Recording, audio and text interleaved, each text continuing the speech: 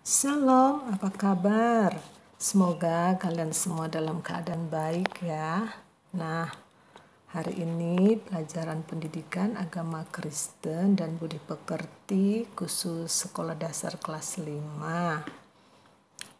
Sebelum belajar, kita berdoa terlebih dahulu ya. Bapa yang baik, Bapa yang kami puji, kami muliakan di dalam nama Tuhan Yesus Kristus. Terima kasih Tuhan untuk waktu yang indah kami boleh belajar pada hari ini. Berkatilah kami.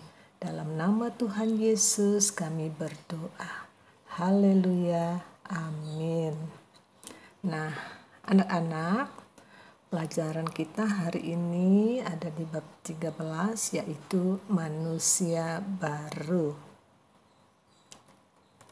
Nah, tujuan belajar hari ini ada 3. Yang pertama, kalian harus bisa menjelaskan arti manusia baru. Yang kedua, nanti kalian harus bisa menjelaskan cara menjadi manusia baru. Dan yang ketiga, kalian harus bisa mengidentifikasi manusia lama dan manusia baru. Ya, membedakannya nanti ya. Nah, itu saja tujuan pembelajaran kita hari ini. Sangat mudah, kalian pasti bisa nanti ya setelah mendengarkan penjelasan ini. Oke, siap belajar. Pengertian manusia baru. Manusia baru itu kata lainnya adalah dilahirkan kembali. Nah, manusia baru artinya orang yang sudah meninggalkan dosa lalu menerima dan percaya kepada Yesus Kristus. Nah, manusia baru ini tidak menjadi baru dengan sendirinya, tetapi diperbaharui oleh Tuhan Yesus melalui pengorbanannya di salib. Nah, Yesus menyalibkan dirinya untuk manusia. Jadi, manusia lama kita diperbaharui. Manusia lama kita disalibkan bersama salib Yesus, lalu menjadi baru. Nah, anak-anak, manusia baru akan hidup baru, mengalami kehidupan yang baru. Artinya, manusia baru itu hidupnya dituntun oleh Roh Kudus. Manusia baru itu tunduk atau taat kepada firman Tuhan atau Alkitab itu ya. Dan manusia baru itu menolak dosa, tidak mau lagi melakukan dosa. Sekarang, bagaimana cara menjadi manusia yang diperbaharui atau dilahirkan kembali? Caranya adalah bertobat. Jadi, bertobat itu kita menyesali dosa, meninggalkan dosa, lalu menerima dan percaya kepada Tuhan Yesus Kristus seperti yang tertulis di dalam Roma pasal 6 ayat 6 sampai 7. Nah, orang yang sudah bertobat ini mengalami pengudusan oleh darah Yesus Kristus dan mendapatkan pembenaran melalui pengorbanan Yesus Kristus. Dosanya yang lama dilupakan oleh Tuhan, lalu dibenarkan, dianggap benar oleh Tuhan Yesus Kristus. Nah, cara hidup manusia baru. Dalam percakapan Yesus dengan seorang ahli Taurat yang bernama Gamaliel, dia menanyakan bagaimana cara mengalamilah kelahiran kembali. Nah, manusia baru mengalami kelahiran kembali secara rohani, bukan secara fisik ya. Tubuhnya tidak berubah, warna kulitnya tidak berubah, tetap sama. Tetapi yang mengalami kelahiran kembali atau dilahirkan kembali, mengalami pembaharuan itu adalah rohnya, gitu ya. Nah, kita lanjutkan cara hidup manusia baru. Nah, Manusia baru, cara hidupnya selalu melakukan segala sesuatu berdasarkan firman Tuhan. Pikirannya tunduk kepada firman Tuhan, tindakannya tunduk kepada firman Tuhan, pembicaraannya tunduk kepada firman Tuhan. Jadi segala sesuatunya apa yang dilakukan tunduk kepada firman Tuhan.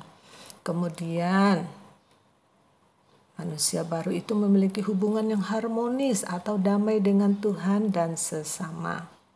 Dekat ya, akrab sekali dengan Tuhan dalam doa, dalam kehidupan sehari-hari seperti seorang sahabat yang selalu ingin bertemu, selalu ingin bersama.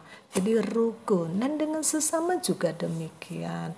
Mereka akan disenangi ya, mendapatkan teman-teman yang saling damai, yang mau hidup dalam damai.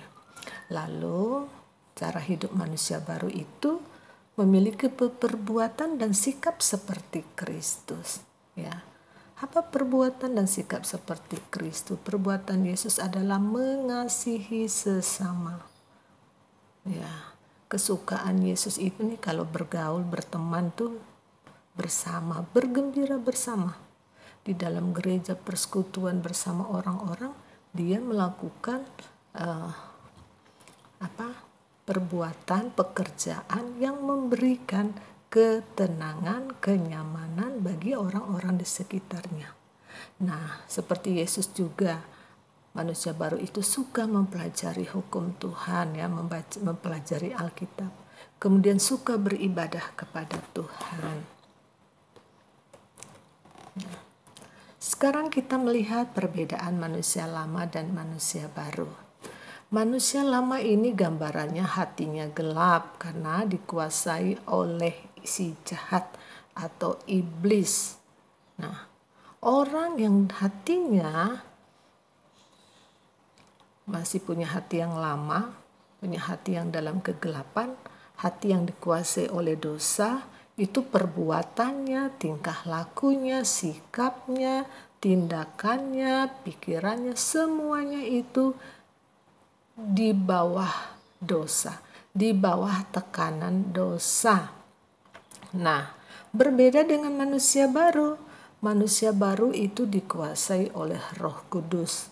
Perbuatan dan pikirannya patut diteladani. Sikapnya penuh kasih ya, ada kelemah lembutan, ada kebaikan, ada penguasaan diri, ada kesabaran, ada sukacita, ada damai sejahtera, dan banyak lagi ya, berbeda dengan manusia lama tadi. Ya. Nah, sekarang apa saja yang harus diperbaharui? Nah, anak-anak, saat manusia jatuh ke dalam dosa, seluruh hidup dan juga tubuhnya itu dikuasai iblis. Jadi hidupnya yang lama seperti kata-kata kotor, marah, dan lain-lain. Nah, itu contohnya. Jadi semua hidup dan tubuh kita ini harus diperbaharui. Misalnya mulai dari pikiran, mata, mulut, telinga, lidah, tangan, semuanya ada melakukan satu dosa. Nah, kalian bisa menguraikannya di sini ya. Kalian belajar, kalian isi kolom-kolom ini. Apakah perlu diperbaharui? Ya, harus diperbaharui semuanya ya. Nah, pembaharuan ini terjadi terus-menerus. Jadi, seluruh tubuh dan kehidupan kita harus diperbaharui terus-menerus. Dan bagaimana mau diperbaharui terus-menerus? Kita harus menyerahkan hidup kita kepada Tuhan, kepada pimpinan Roh Kudus. Oke, kita lanjutkan. Menjadi manusia baru adalah orang yang hidupnya tidak menoleh ke belakang. Kata belakang ini dimaksudkan adalah kehidupan yang lama, kehidupan yang penuh dengan dosa. Jadi manusia baru itu adalah manusia yang bertobat. Bertobat artinya berbalik dari cara hidup yang lama menuju cara hidup yang benar di dalam Tuhan Yesus Kristus, ya. Orang yang bertobat dia tidak mau lagi kompromi dengan dosa karena dia tahu dosa itu menyebabkan murka Allah. Contohnya adalah Rasul Paulus. Dalam Filipi pasal 3 ayat 14, Rasul Paulus menganggap bahwa hidupnya yang lama, manusia lamanya itu adalah sampah. Jadi tidak usah diingat-ingat, tidak usah dikenang-kenang lagi kehidupan yang memalukan itu, ya. Tapi mengarahkan diri kepada tujuan di depan, yaitu hadiah di dalam Tuhan Yesus Kristus. Apa itu hadiahnya? Yaitu mahkota, ya. Kalau kita terus setia di dalam kehidupan kita yang tunduk kepada Roh Kudus, maka Tuhan menyiapkan mahkota kehidupan, ya. Ada beberapa mahkota, yaitu itulah namanya hadiah. Kemudian ada lagi contoh di dalam Kejadian pasal 19 ayat 2b. Nah, ini contoh di mana istri Lot dilarang untuk melihat ke belakang karena waktu itu Tuhan sedang menghukum kota Sodom dan Gomora yang orang-orang di dalamnya itu terus berbuat dosa sehingga Tuhan murka.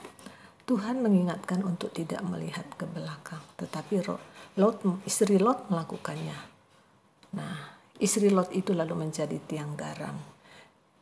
Istri Lot ini gambaran orang yang hidupnya menggunakan cara hidup lama, cara hidup di dalam dosa, cara hidup yang dikuasai oleh kejahatan. Nah, jadi kita jangan mau menjadi manusia lama. Kita harus terus mau diperbaharui, mau tunduk kepada Roh Kudus, tunduk kepada firman Tuhan, ya. Mengapa? Karena Tuhan itu setia dan adil. Tuhan itu setia dan adil. Seperti di dalam kitab Yesaya pasal 1 ayat 18 dikatakan, sekalipun dosamu merah seperti kirmisi, akan menjadi putih seperti bulu domba. Nah, lihat. Sejahat apapun kita, kalau kita mau datang kepada Tuhan, Tuhan selalu menunggu. Ya. Tuhan mengasihi setiap manusia yang mau datang kepadanya, yang mau bertobat, dan Tuhan mau mengampuni ketika kita mengakui dosa pelanggaran kita dan kita mau menjauh daripada dosa itu dan datang kepada Tuhan, diperbaharui dalam Tuhan, pegang erat Tuhan, terus tunduk kepada Roh Kudus dan firman-Nya.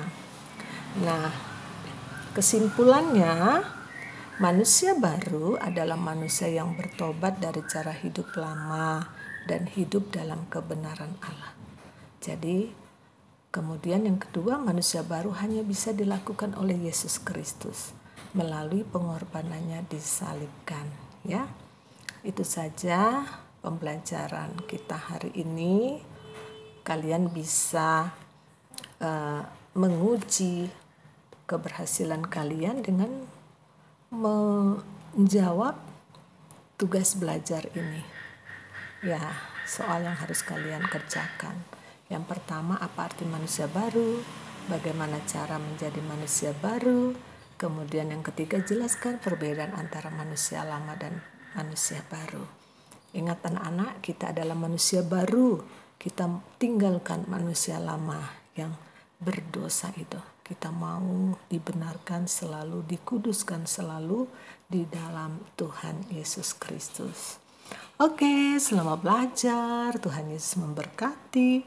Tetap semangat, gembira, tetap berdoa, tetap menaati orang tua dan membaca Alkitab serta melakukannya. Dadah.